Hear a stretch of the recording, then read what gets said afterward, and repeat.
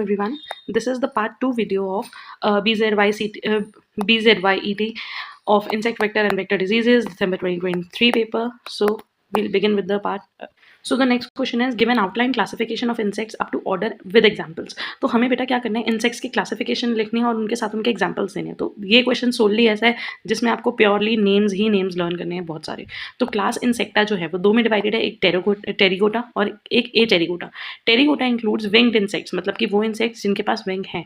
ए Pterygota include wingless insects. अब wingless insects में हमारे पास सिर्फ 4 ऑर्डर्स है, that is thysanura, collembola, diplura, protura. ठीक है, इसके example silverfish, spring tails, campodea silverfish and प्रोटोरोड. वेयर एज टेरिगोटा जो है वो फर्दर दो में क्लासिफाइड है, that is endopterygota and exopterygota. ठीक है, एंडोटेरिगोटा के अंदर नियरली 8 to 10 ऑर्डर्स हैं और एक्सोटेरिगोटा में वी हैव 13 ऑर्डर्स. तो दीज आर द नेम्स जो आपको लर्न करने हैं and there is no shortcut. तो अगर हम एक बार बात करें, the insects are categorise primarily based on the presence और एब्सेंस ऑफ विंग्स. तो सबसे पहले जो हमने इन्हें क्लासीफाई करा वो किस बेसिस पे करा, विंग्स की प्रेजेंस या एब्सेंस पे. कि अगर विंग प्रेजेंट है तो हमने उसको बोल दिया है टेरिगोटा, और अगर विंग एब्सेंट है तो ए Pterygota. And then subcategorize various morphological features, especially of wings and their development. The two subclasses under class Insecta include A Pterygota, comprises wingless insects, and Pterygota comprises winged or secondary wingless insects. Pterygota are further divided into two divisions. अब ये जो Pterygota है हमने इसको दो divisions में बांटा, Exopterygota and Endopterygota. Exopterygota में आते हैं hemimetabolous insects exhibiting external development of wings. तो इसके अंदर hemimetabolous insects हैं जिनकी wings जो हैं उनमें external development हमें देखने को मिलती है. हेमीमेटाबोला में बेसिकली ना इनकम्प्लीट मेटामॉर्फोसिस होती है. तो इनमें जो हमें विंग्स है वो एक्सटर्नल डेवलपमेंट दिख रही है, लेकिन जो मेटामॉर्फोसिस है वो इनकम्प्लीट है. वेयर जो एंडोटेरिगोटा है उनके अंदर होलो मेटाबोलिस इंसेक्ट्स है, मतलब कि जो कंप्लीट मेटामॉर्फोसिस शो करते हैं और उनके विंग्स जो है वो एक्सटर्नली इंटरनली प्रॉपर्ली डेवलप करते हैं. ठीक है, A pterygotes include 4 orders, Protura, Collembola, Diplura and Thysanura. Whereas pterygotes के अंदर आते हैं 25 orders, a total of 16 in Exopterygota and 9 in Endopterygota. तो Exopterygota के अंदर आएंगे 16 orders और इसके अंदर आएंगे 9 orders. I think in this picture few orders are missing, so I am attaching 2 or 3 more pictures so that complete orders हम देख सकें.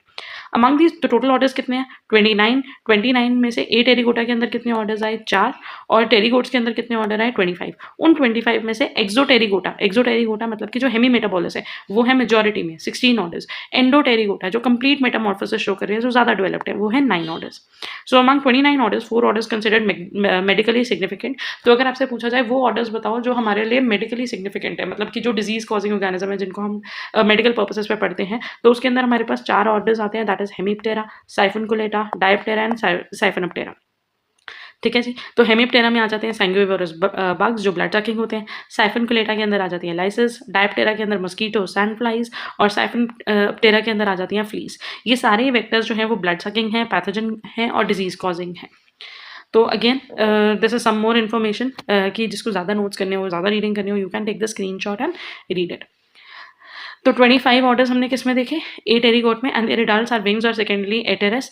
Their metamorphosis is varied. The adult do not molt and they have no progenital abdominal appendages. तो इसमें हमें Metamorphosis जो है वो देखने के लिए मिलती है, लेकिन अलग अलग. Pterygotes fall into two sections. Order 5 to 20 constitute exopterygotes, normally simple and incomplete metamorphosis, तो hemimetabolous है. तो टेरिगोट्स में जो exopterygot है वो क्या है, hemimetabolous. There is usually no pupil in start. The wings develop externally. Immature stages जैसे कि लार्वा और निम्स जो है वो अडल्ट को रिजेंबल करते हैं. 9 रिमेनिंग ऑर्डर्स जो आते हैं वो आते हैं एंडोटेरिगोट्स में विद अ कंप्लीट, मतलब कि होलो मेटाबोलस है, कंप्लीट मेटामॉर्फोसिस शो करते हैं. प्यूपल इन स्टार स्टेजेस होते हैं जो डिफरेंट होते हैं अडल्ट फॉर्म से. The wings develop internally and larva differ from the adult in structure and habit. ठीक है जी. तो ये वाला डायग्राम है जिसके अंदर आई थिंक पूरे ऑर्डर्स दिए हुए हैं 29.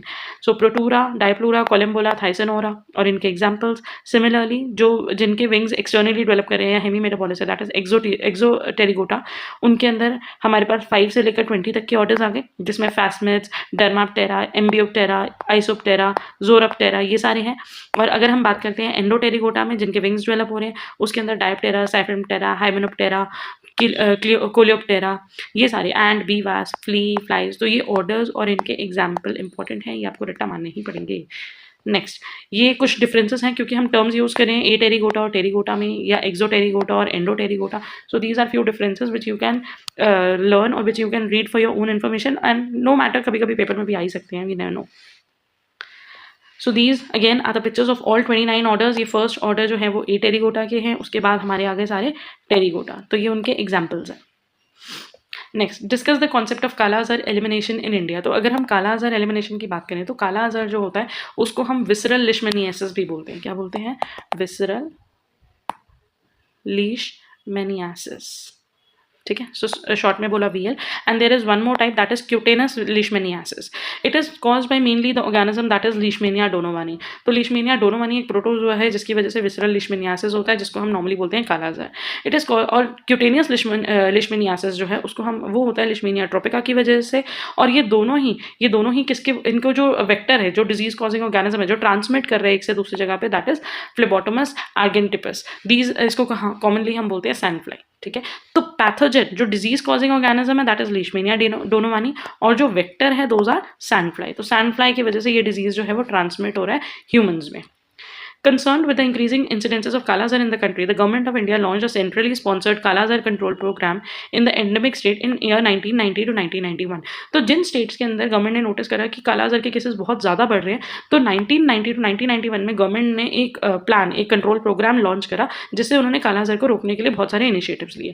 Interruption of transmission by reducing vector population twice a year. तो साल में 2 बार वो ऐसे मेथड्स कंट्रोल करते थे जिससे ये सैंड फ्लाई की पॉपुलेशन को कंट्रोल कर सके। Early detection and complete treatment of cases. लोगों के जो डायग्नोसिस थे उनको फास्ट एनअप कर दिया कि डायग्नोसिस जितनी जल्दी होगा लोग उतनी जल्दी ट्रीट हो पाएंगे।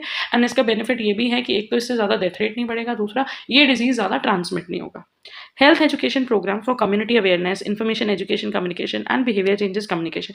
तो बहुत सारे अवेयरनेस प्रोग्राम्स भी स्टार्ट करें। अगर आप इसको रिलेट करना चाहो तो रिसेंट टाइम्स में हमारे आसपास डेंगू को लेकर कितना ज़्यादा एक अवेयरनेस प्रोग्राम रहता है। जब डेंगू का सीजन आता है मानसून के बाद, तो उसमें क्या होता है कि हमारी सोसाइटीज़, कॉलोनीज़ वगैरह के अंदर चेक्स होने लग जाते हैं कि कहीं पे स्टैग्नेंट वाटर तो नहीं है, या फिर उसके अलावा कई जगहों पे फ्यूमिगेशन के थ्रू मेडिसिन भी स्प्रेड होती है ना। उसी तरीके से काला अजहर के भी प्रिवेंटिव प्रोग्राम्स बने थे, अवेयरनेस प्रोग्राम्स थे, सैंड फ्लाई कंट्रोल मेथड्स होते थे, अर्ली डिटेक्शन या डायग्नोसिस होता था।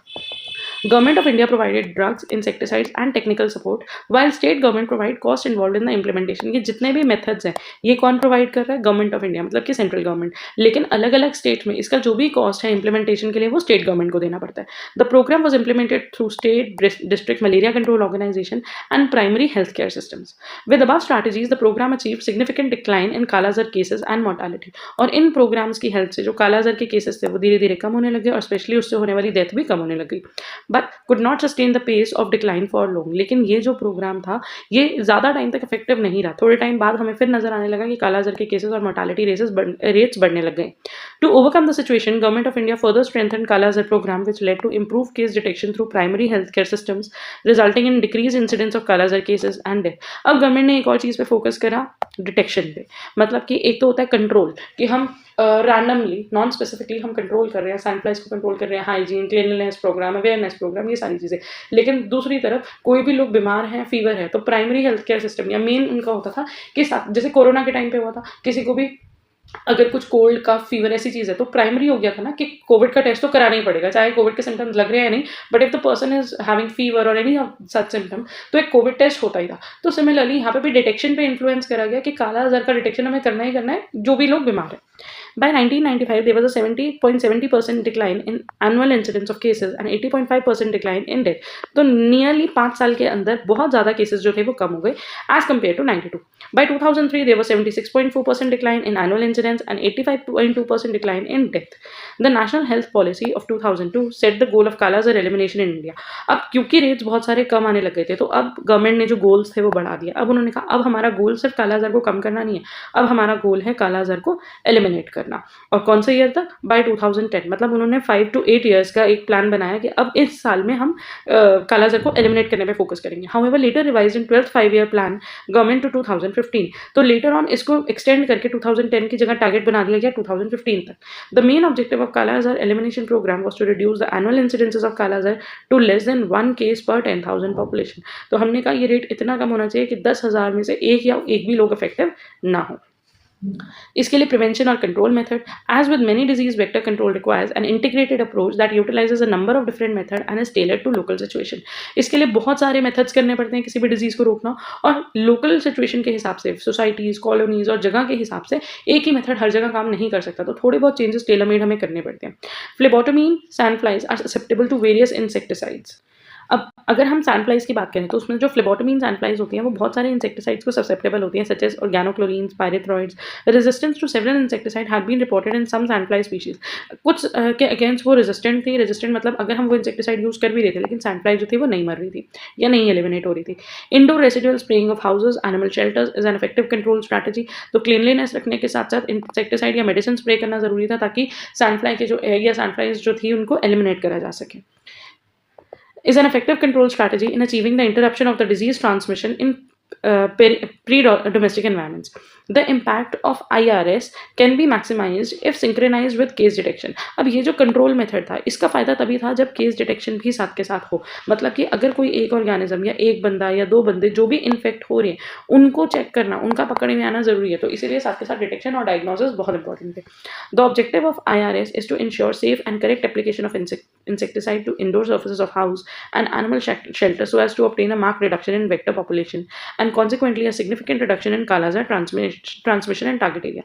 तो इंसेक्टिसाइड इम्प्लीमेंट करने की बात थी तो इंडोर सर्फेसेज में, घरों में इंसेक्टिसाइड का यूज़ होना ज़रूरी है।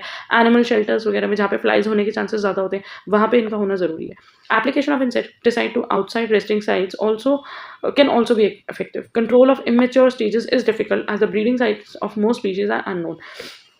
जहाँ पे मस्कीटोज होंगे, जहाँ पे सैंडफ्लाइज होंगी वहाँ तो डिटेक्ट करना ईजी है कि हमें पता चल रहा है कि उधर सैंडफ्लाइज है और वहाँ पे इंसेक्टिसाइड्स डालो या मेडिसिन स्प्रे करो। लेकिन जहाँ सैंडफ्लाई अडल्ट फॉर्म नहीं है, जहाँ पे कहीं पे उनके एग्स हैं, तो उनको लोकेट करना is difficult. Hygiene and sanitation in the surrounding area significant to control the vector breeding. तो मेन रूल क्या था, हाइजीन बनाओ, सैनिटेशन रखो और इंसेक्टिसाइड, क्लीनलीनेस, ये सारी चीज़ें यूज़ करो। तो अगर हम बात करें पिलर्स ऑफ कालाजार एलिमिनेशन की तो उसके अंदर क्या क्या स्ट्रैटेजीज यूज़ करी गई, उसके आउटकम्स क्या क्या हुए और उसका इम्पैक्ट क्या क्या हुआ, ठीक है। और धीरे धीरे करके जो केसेस थे वो नियरली 1 पर 10,000 से भी कम आ गए। तो वेक्टर कंट्रोल स्ट्रैटेजी में दो prong, indoor residual spraying with DDT, that means IRS में हमें इंसेक्टिसाइड स्प्रे करने थे घरों के अंदर या शेल्टर्स के अंदर ट्वाइस एनुअली, साल में 2 बार ये मेडिसिन स्प्रे होती थी, और उसके साथ हाइजीन और एनवायरमेंटल सैनिटेशन रखना जरूरी था। Personal protection, the use of protective clothing, insect repellent, insecticide impregnated bed nets are effective in reducing human sandfly contact. Habitat reduction modification में measures such as resurfacing walls to cover cracks and holes, demolition and removal of uninhabited buildings and removal of organic waste and unwanted vegetation help to discourage sandfly breeding। तो basically जहाँ पे भी बहुत ज़्यादा दीवारें टूटी फूटी है या कोई बिल्डिंग्स टूटी फूटी है उनको रिपेयर करना है, क्योंकि क्रैक्स के होल्स के अंदर फ्लाइज अपने एग्स ले कर सकती हैं। जो बिल्डिंग्स टूटी हुई है या अनइनहैबिटेड है, मतलब जहाँ खाली पड़ा है कोई नहीं है, उनको डिमोलिश करो, क्लीन करो, ताकि वो खाली जगहों पे जहाँ there is no one to look after, obviously it can be a ground for breeding of sandflies. Removal of organic waste, plant या एनिमल डेब्रिस, जो प्लांट वेस्ट, एनिमल एक्सक्रीटा, जो भी अनवांटेड वेजिटेशन हो, ये सारी चीज़ें रिमूव करना। इसका मतलब है इन शॉर्ट जितनी ज़्यादा क्लीननेस होगी वो रखेंगे, उसकी वजह से मस्कीटो ब्रीडिंग ग्राउंड्स नहीं बनने देंगे। Destruction of the habitat of reservoir host such as rodent that enable sandfly population to establish. Rodent, चूहे, घूस वगैरह इन सबको एलिमिनेट करना, क्योंकि इनके होने की वजह से भी सैंडफ्लाई ज़्यादा अट्रैक्ट होती है। Reservoir control. The animals such as dogs and rodents act as reservoir hosts for disease. This can be killed in order to reduce disease transmission risk. Delta methrin impregnated dog collars. तो basically dog के ऐसे collars आते हैं जो कि इन fleas, sandflies और इन mosquitoes वगैरह से prevent करते हैं और इनको repel करते हैं. Are effective for preventing sandfly bites. There are low cost and more human intervention devices. The spray insecticide formulation can be applied on the spot to reduce biting sandflies. उसके अलावा sprays वगैरह ऐसे medicine आते थे जो apply कर सकते हैं जिससे sandfly bite ना करे। The next question is describe the life cycle of malaria parasite with the help of label diagram। तो मलेरिया के जो लाइफ साइकिल है वो बहुत ही इंपॉर्टेंट है और बहुत ही ज़्यादा थोड़ी सी बड़ी है। अगर पहले हम इस डायग्राम से समझने की कोशिश करें तो जो मलेरियल पैरासाइट है दैट इज प्लाज्मोडियम, उसको 2 होस्ट चाहिए, एक चाहिए मस्कीटो विच इज एनोफिलीज और एक चाहिए ह्यूमन।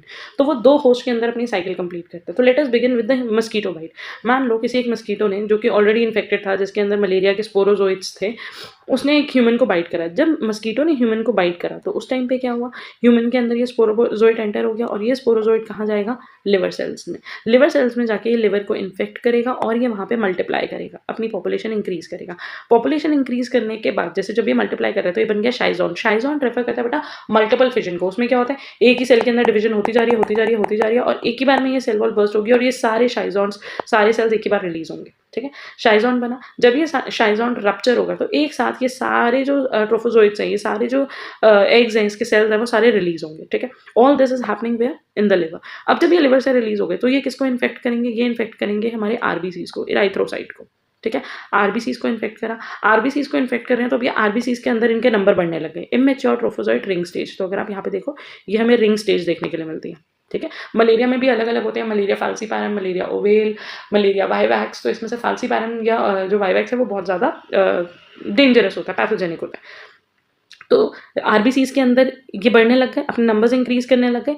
अब दो चीज़ें हो सकती हैं जब ये आरबीसीज के अंदर बढ़ रहे हैं, अगेन जैसे यहाँ पे हुआ था, शाइजोगोनी हुई, शाइजेंट हुए, मल्टीपल फिजन हुई, रप्चर होंगे, तो अगेन बहुत सारे सेल्स एक ही बार में रिलीज होंगे और आरबीसीज को इन्फेक्ट करेंगे। या फिर ये भी हो सकता है कि इनमें से कुछ जो है दे विल डेवलप एज गेमीटोसाइट। ठीक है, गेमीटोसाइट का मतलब कि जैसे गेमीट्स बन जाएंगे, एग स्पर्म वगैरह, ये गैमीट्स की तरह बनने लग जाएंगे। जब ये गैमीट्स की तरह बन जाएंगे तो अब गैमीट्स क्या कर रहे हैं, मतलब सेक्सुअल रिप्रोडक्शन सिर्फ हो सकती है मस्कीटोज के अंदर। तो इस प्रोसेस को ना ऑल्टरनेशन ऑफ जनरेशन बोलते हैं, जहाँ एक पैथोजन को दो वेक्टर्स चाहिए to complete its life cycle. एक सेक्सुअल रिप्रोडक्शन करने के लिए एक ऑर्गेनिज्म चाहिए और ए सेक्सुअली रिप्रोड्यूस करने के लिए दूसरा ऑर्गेनिज्म चाहिए। तो बेसिकली मलेरियल पैरासाइट जो है, या जो मलेरियल पैथोजन है, प्रोटोजोआ है, वो ऑल्टरनेशन ऑफ जनरेशन शो करता है। अब सेक्सुअल रिप्रोडक्शन उसकी किसके अंदर होगी, मस्कीटो के अंदर, फीमेल एनोफिलीज के अंदर। तो जब मस्कीटो अगर किसी ह्यूमन को बाइट करता है और वो ह्यूमन ऑलरेडी मलेरिया से इन्फेक्टेड होता है, तो हो सकता है कि उस टाइम पे ये जो गेमीटोसाइट थे ये मस्कीटो के अंदर चले गए। ठीक है, mosquito takes a blood meal and ingest sporozoite. वो स्पोरोजोइड मस्कीटो के अंदर चला गया। ठीक है, अब मस्कीटो के अंदर जाएगा तो ये क्या होगा, ये जो गेमीट्स है ये डेवलप हो जाएंगे, माइक्रोगेमीट बन जाएंगे और मैक्रोगेमीट बन जाएंगे। ठीक है, उसके बाद इनके बीच में होगी फ्यूजन। फ्यूजन होने के बाद बनेगा ऊकानाइट, फिर ऊसिस्ट, और फिर ये ऊसिस्ट रप्चर होगा और क्या रिलीज होंगे, स्पोरोजोइड्स।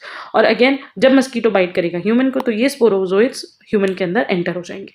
ठीक है, सो let us begin with the theory part. The life cycle of malaria parasite involve two hosts, a human and a mosquito, and include the following stages. सबसे पहले mosquito bites an infected person. An infected female anopheles mosquito injects sporozoid into the human bloodstream during a blood meal.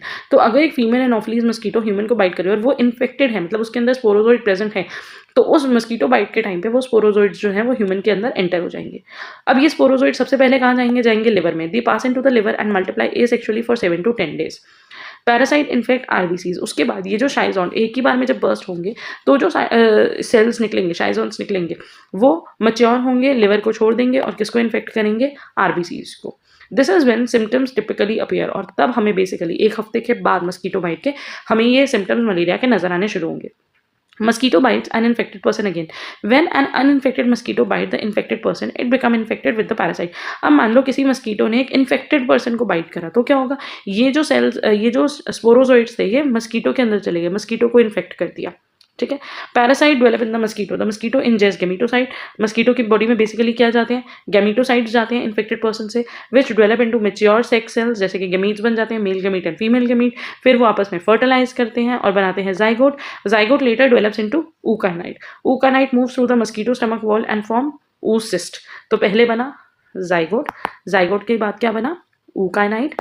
ऊकानाइट के बाद वो develop होकर क्या बना, oocyst। और oocyst फिर बर्स्ट होगा तो क्या रिलीज हो जाएंगे, स्पोरोजोइड्स। ठीक है, these are the terms, certain vocabulary जो कि ऑब्वियसली लर्न करोगे तो ही आप लाइफ साइकिल अच्छे से एक्सप्लेन कर पाओगे। oocyst release sporozoite. तो oocyst ग्रो करेंगे, मैच्योर होंगे, रप्चर होंगे और रिलीज करेंगे स्पोरोजोइड्स को, जो कि मस्कीटो के सलाइवरी ग्लैंड में चले जाएंगे। अब जब मस्कीटो, अब ये जो मस्कीटो है वो क्या है, it is an infected mosquito. अब ये मस्कीटो अगर किसी पर्सन को बाइट करेगा तो वो स्पोरोजोइड्स उसके अंदर चले गए एंड दस द साइकिल इज रिपीटेड। ठीक है, इसी का थोड़ा सा डिटेल वर्जन, क्योंकि वो जो भी हमने प्रीवियस स्लाइड देखी वो बहुत ही ब्रीफ था। The infection of malaria starts in human beings when anopheles bites a healthy human being to suck the blood and inject her saliva containing sporozoites of plasmodium. तो बेसिकली जब एक mosquito ने human को bite करा तो sporozoites inject कर दिया उसके अंदर। Sporozoites travel in the blood stream. ये स्पोरोजोइड्स ब्लड स्ट्रीम में जाएंगे और फाइनली कहाँ जाएंगे, लिवर में, where it invades the liver cell. It matures into शाइजोन। ये एक शाइजोन बन जाएंगे और प्रोड्यूस करेंगे nearly 30,000 to 40,000 merozoites within 6 days by multiple fission. Merozoites burst out of the liver cell. अब ये मीरोजोइड्स जो है वो लिवर सेल से बर्स्ट होंगे, जैसे कि हमने यहाँ पे डायग्राम में देखा था। सेकेंड, हाँ जी, यहाँ पे हमने देखा लिवर सेल को इन्फेक्ट करा, फिर ये बढ़ रहे हैं और फिर ये बर्स्ट होंगे और बर्स्ट होके एक ही बार में सारे रिलीज होंगे। इधर री इन्फेक्ट लिवर सेल। अब जब ये रिलीज हो रही है तो हो सकता है ये और लिवर सेल्स को इन्फेक्ट करें या फिर ये किसको इन्फेक्ट करेंगे, आरबीसीज को। इवेंचुअली इनका फाइनल टारगेट आरबीसी है। In RBC the merozoite transform into trophozoite. अब ये मीरोजोइड किस में चेंज हो गया, ट्रोफोजोइड में, with in 2 days and start feeding on the haemoglobin, breaking it down into haem pigment and globulin. और इसी की वजह से मलेरिया में हमें बहुत ज़्यादा वीकनेस और प्रॉब्लम होनी शुरू होती है क्योंकि हमारा आरबीसी ब्रेक डाउन होता है। The trophozoite gradually develops into a शाइजोन। अब ये ट्रोफोजोइड धीरे धीरे करके किस में चेंज हो गया, शाइजोन में। वही हो रहा है, शाइजोन था, शाइजोन से जो डॉटर सेल निकले वो मीरोजोइड, मीरोजोइड डेवलप हुआ किसमें, ट्रोफोजोइड में, और ट्रोफोजोइड वापस मीरोजोइड किसमें ट्रांसफॉर्म हुआ था, ट्रोफोजोइड में, और ट्रोफोजोइड वापस क्या बन रहा है, शाइजोन। अगेन वो सेल डिवीजन करेगा, मीरोजोइड रिलीज करेगा और ये साइकिल चलता रहेगा। Trophozoid gradually develop into Schizon through series of stages and 8 to 12 new merozoid burst out from the RBCs. अब merozoid जो थे वो RBC में से burst करेंगे. Rupture cell releases toxic pigment which causes chills and fever. They release merozoids invade new red cells. जो merozoids RBC से burst होके निकले वो क्या करेंगे और red blood cells को इन्फेक्ट करेंगे। तो बेसिकली आरबीसी इन्फेक्ट हुए, आरबीसी में ये बहुत सारी इनके मल्टीप्लाई हो गए, इनके नंबर बढ़ गए। अब जब ये बर्स्ट होकर निकलेंगे तो ये वापस और आरबीसीज को इन्फेक्ट करेंगे। Plasmodium can prevent the destruction of an infected RBC red blood cell in the spleen by sending adhesive protein to the cell membrane of the RBC. और ये भी हो सकता है कि जो प्लाज्मोडियम है, जो ये पैरासाइट है, ये आरबीसी के डिस्ट्रक्शन को रोकता है। मतलब आरबीसी को नॉर्मली आरबीसी जो है वो डेड होते हैं कहाँ पे, स्प्लीन में, तो ये आरबीसी को स्प्लीन में नहीं जाने देता, जिसकी वजह से आरबीसी की डेथ नहीं हो पाती। The protein stick the RBCs wall of small blood vessel, this poses a threat to human host since clustered RBCs might block the circulatory system. ये कुछ ऐसे प्रोटीन रिलीज करते हैं जिससे आरबीसी जो है वो ब्लड वेसल्स में, आर्टरीज या वेन में डिपॉजिट होना शुरू हो जाता है। अगर वो यहाँ डिपॉजिट होने लग गया तब भी ये प्रॉब्लम है क्योंकि ये उस ब्लड वेसल को ब्लॉक भी कर सकता है। अब मीरोजोइड समटाइम्स डेवलप इनटू गेमेटोसाइट। अब जो मीरोजोइड आरबीसी के अंदर बना, या तो ये मीरोजोइड अगेन आरबीसी को इन्फेक्ट करेगा या फिर ये कभी कभी डेवलप होकर क्या बना लेगा, गेमेटोसाइट। ठीक है, the stage that enters the mosquito. और ये गेमेटोसाइट फाइनली कहाँ डेवलप होंगे, मस्कीटो के अंदर, ड्यूरिंग द ब्लड मील। तो जब एक नॉर्मल मस्कीटो किसी इन्फेक्टेड ह्यूमन को बाइट कर लेगा तो वो बेचारा भी बीमार हो जाएगा। The merozoid form 2 kinds of gametocyte, male gametocyte and female gametocyte. They get ingested by a mosquito while sucking the blood. Gametocyte mature होके बनाएंगे gametes, जो fuse होके बनाएंगे zygote. Zygote develop होके बनाएगा ookinete. Motile ookinete penetrate the midgut wall of the insect and a cyst is formed around them forming oocyst. और ये ookinete क्या बन जाएगा, oocyst. The cyst undergo meiotic division and eventually release sporozoites. ये sporozoite जो release हुए वो migrate होके जाएंगे मस्कीटो के सलाइवरी ग्लैंड में, which will finally again enter into the human during the mosquitoes blood meal. The development of plasmodium inside a mosquito take about 2 weeks and makes a mosquito capable to transmit the disease. Mosquito के अंदर ये जो life cycle है ये कितने हफ्ते तक चल रही है, 2 हफ्ते तक। Plasmodium cannot complete its life cycle at temperature below 20 degree. The life cycle of Plasmodium in liver cells is called exoerythrocytic cycle, while inside the blood cell it is erythrocytic cycle. तो जब Plasmodium हमारी body में है, जब वो RBC को effect कर रहा है तो उसको हमने नाम दिया erythrocytic cycle, और जब लिवर सेल्स को इन्फेक्ट कर रहा है तो exoerythrocytic cycle. On the other hand, the life cycle completed in mosquito is known as sporogonic cycle. So this is one more picture जहाँ पे आप देख सकते हो कि ये जो मस्कीटो है ये स्पोरोजोइड इंजेक्ट कर रहे हैं ह्यूमन के अंदर, हिपैटोसाइट्स में जाएंगे, मतलब लिवर सेल्स में जाएंगे, वहाँ पे ये रेप्लिकेट करेंगे, बढ़ेंगे, फिर लिवर सेल रप्चर होगा, उसमें से ये मीरोजोइड्स रिलीज होंगे। जब ये मीरोजोइड्स रिलीज होंगे तो या तो ये वापस इराइथ्रोसाइटिक साइकिल, ये आरबीसी के अंदर गए और आरबीसी के अंदर डेवलप होकर और आरबीसी को ही इन्फेक्ट करते जा रहे हैं, या फिर कभी कभी क्या होगा, इनमें से कुछ जो है वो रिलीज होकर they will develop into gametocyte which will enter the mosquito. ठीक है जी। So this is one more picture. आप अपने हिसाब से जो पिक्चर आपको समझ में आए उसको अच्छे से रट लो और उसके बेसिस पे फ्लो चार्ट बना देना। Next, describe the external morphology, life cycle and medical importance and prevention of head louse. तो जो हेड लाउज होती है, जो सर वाली लाइसिस होती हैं, उनका एक्सटर्नल मोर्फोलॉजी की बात करें, हेड लाउज जिसको हम बोलते हैं pediculus capitis is an obligate ectoparasite. ये एक एक्टोपैरासाइट है, मतलब बॉडी के बाहर रहती है, सर में इन्फेस्ट करती है। Head louse is found on the head. The body is pediculus humanus corporis. It is morphologically identical to pediculus humanus capitis. तो बेसिकली जो बॉडी लाउज होती है और जो हेड लाउज होती है वो एक्सटर्नली देखने में बिल्कुल सेम लगते हैं, but does not normally interbreed, though they can interbreed under laboratory condition. लेकिन ये एक तरीके से डिफरेंट स्पीशीज है और ये इंटरब्रीड नहीं करती। हेड लाउज की बात करें तो this is generally smaller, nearly 2.5 to 3.3 millimetre than the body louse. It is dorsoventrally flattened and wingless. Body जो होती है वो डॉर्सोवेंट्रली फ्लैटेंड होती है, विंगलेस है, तो आप सोच सकते हो ये टेरिकोटा होगा या ए टेरिकोटा होगा। Thoracic segments are joint but distinct from head and stomach. जो थोरैक्स के सेगमेंट होते हैं वो जॉइंट होते हैं, लेकिन वो हेड से और स्टमक से अलग होते हैं। There are 7 visible segments in the abdominal cavity.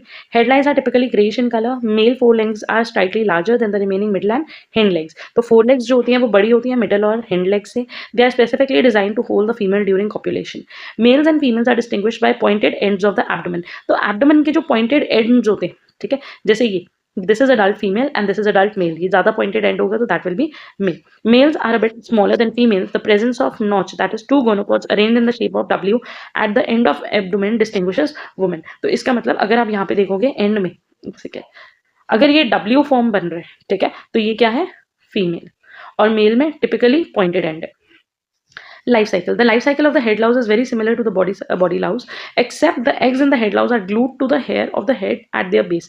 तो बेसिकली दोनों का, हेड लाउज और बॉडी लाउज का जो लाइफ साइकिल है वो कंपैरेटिवली काफी हद तक सेम होता है, लेकिन जो एग्स होते हैं हेड लाउज में वो ग्लू हो जाते हैं, चिपक जाते हैं to the hair of the head at their base. मतलब कि हेयर जहाँ स्टार्ट हो रहे हैं, हेयर के बेस पे ही एग्स जो है वो स्टिक हो जाएंगे। The female usually lays a single egg on each hair. Female lay about 3 to 4 eggs per day. In order to attach an egg to her cervix, the adult female secrete glue from her reproductive organ. तो eggs को hair पे attach करने के लिए भी female के reproductive organ से ही glue release हो रही है। In a short period the glue hardens into nit. Except for the hair shaft, the operculum is protected by a sheath covering the hair shaft and the more significant part of the egg. अब ये जो egg release हुए, इन egg को protect करने के लिए भी एक शीथ से वो कवर कर रही है the material which again is release by the female. The egg is Oval 0.8 mm long, bright transparent coffee coloured. Incubation period की अगर हम बात करें तो मतलब कॉफी कलर का मतलब लाइट ब्राउन कलर का ये एग होता है, ठीक है। इंक्यूबेशन पीरियड मतलब कि ये कितने टाइम में डेवलप हो जाता है। The period between the oviposition and hatching of eggs, that is 6 to 7 days. After hatching, the egg shell remain attached to the hair shaft. तो egg की जो shell थी, जो ऊपर sheath थी, वो तो hair के साथ ही attach रहेगी. The term nit refers to an egg without an embryo or a dead egg. उसको हम dead egg या क्या बोल देंगे, nit बोल देंगे. Most individual have 10 to 20 most individual have only 10 to 20 head louses, whereas during the severe infestation, the hair may be matted with mixture of nit, nymph. देखो किसी को भी अगर हेड लाउस का इन्फेक्शन हो, which is very irritating and very bad I guess, तो nearly उनको 10 to 20 headlines ही पड़ती हैं। लेकिन जैसे जैसे वो इन्फेक्शन बढ़ते जा रहे हैं, अगर ये टाइमली नहीं रिमूव करी गई, तो क्योंकि ये हर दिन एग ले कर रही हैं, एग हैच हो रहे हैं, तो इनका नंबर बढ़ते रहेगा और धीरे धीरे करके उस इन्फेक्टेड पर्सन के हेयर में हमें सारी स्टेजेस देखने के लिए मिलेंगे। हमें एग भी दिखेंगे, हमें अडल्ट फॉर्म भी दिखेंगे और हमें निम्स भी देखने के लिए मिलेंगे, ठीक है, मतलब कि जो स्मॉल बेबी टाइप फॉर्म्स होती हैं वो भी। And exudates from pustule. In such cases, secondary infection may be established and an unpleasant crust forms on the part of head. धीरे धीरे करके अगर वो इन्फेक्शन बढ़ता रहेगा तो हेड के ऊपर एक क्रस्ट फॉर्म होने लग जाएगा, क्योंकि इतने सारे केमिकल्स, प्रोटीन्स और इतनी सारी चीजें उस हेड के अंदर डिपॉजिट हो रही है। The female deposit 50 to 100 eggs in its longevity. The longevity of female is 2 to 4 weeks. Nymphs hatch out from the egg. There are 3 nymphal instars. तो 3 nymph instars होते हैं, मतलब 3 बार वो मोल्टिंग करते हैं। The nymphal period is about 7 to 10 days. The time required for head lice to complete the nymph development to imago, that is the final fully adult form, depends on the feeding condition. A minimum of 7 to 10 days required for the lice of having continuous access to the human host. तो basically nymphal period 7 to 10 days का होता है और उसके बाद वो adult form बनने लग जाता है, और ये डिपेंड करता है कि ह्यूमन होस्ट से उसको कितना फूड या कितनी ब्लड मील मिल रही है। If the nymph do not have easy access to blood, they will develop a more extended period. They will develop for a more extended period, typically 12 to 24 days. The adult die within 2 to 3 days if they remain away from the host. अगर उनको host से blood meal नहीं मिला तो adult 2 to 3 days में die कर जाते हैं, लेकिन निम्फ को अडल्ट में डेवलप होने के लिए टाइम ज़्यादा लगता है। A single louse has 30 days of the life cycle. और एक हेड लाउस का जो ओवरऑल लाइफ साइकिल है वो कितने दिन का है, 30 डेज का। Transmission occur by person to person contact and sharing comb, bed, brushes, headphone, caps etcetera. तो अगर एक कोई बच्चा, जनरली जब भी हम लोग स्कूल में होते हैं, व्हेन वी आर यंग, तो हमारे सर में कहीं ना कहीं से हेड लाउस हो ही जाती है और एक पर्सन से दूसरे पर्सन में ट्रांसमिट होती रहती है by sharing common bed, pillow. एक साथ सो रहे हैं तो एक सिस्टर से दूसरी सिस्टर या एक सिस्टर से ब्रदर, इन सब में हो जाएंगी। हेडफोन्स, कैप्स अगर यूज कर रहे हैं। स्कूल गोइंग चिल्ड्रन ज्यादा रिस्क में होते हैं because they are usually use such items. Girls are 2 or 4 times more frequently infested than boys, क्योंकि गर्ल्स के यूजुअली लॉन्ग हेयर्स होते हैं। Medical importance, headlines are not significant if we see them from a pathogen transmitting point of view. मतलब कि ये pathogen नहीं transmit कर रही, ये कोई डिजीज, कोई बैक्टीरिया, कोई जैसे भी हमने मलेरिया पढ़ा था, मलेरिया एक जो फीमेल एनोफिलीज है, अगर वो बाइट करती है तो वो मलेरिया प्लाज्मोडियम को ह्यूमन के अंदर इंजेक्ट कर सकती है, एक पैथोजन इंजेक्ट कर सकती है, लेकिन हेडलाउस ऐसा कोई पैथोजन नहीं इंजेक्ट कर रहा, तो उस पॉइंट ऑफ व्यू से ये सिग्निफिकेंट नहीं है।